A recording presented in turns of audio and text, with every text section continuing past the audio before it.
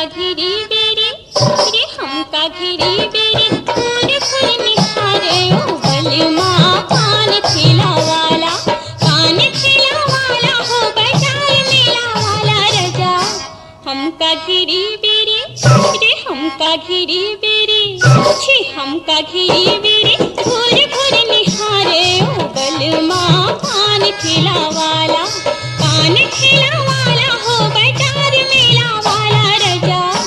हमका घिरी बेरी भोर भोर निहारे ओ बलमा कान खिला वाला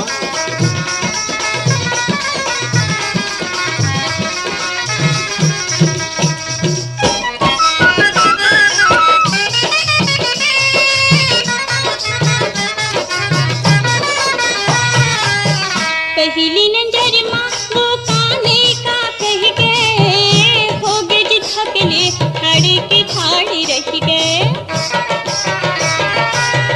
दूजे नजर माँ जी दूजे नजर हाँ जी दूजे नजर माँ ऐसे बातों कह गए उड़त चिड़ैया जस पिंजरा माँ फंस गए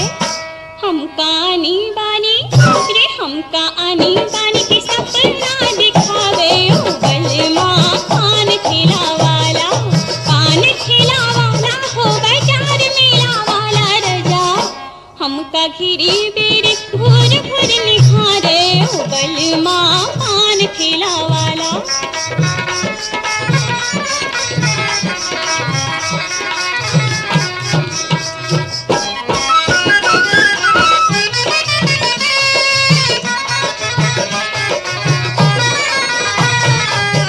समझनी आवे कि हाँ हमका भय गए हमरे मन बस में नहीं रह गए रसिया के सुर था जी बलमा के सुर था रसिया के सुर था कन कन मारच गए जुल्म के पुतरी कन कन माँ बस गए हमका तना नाना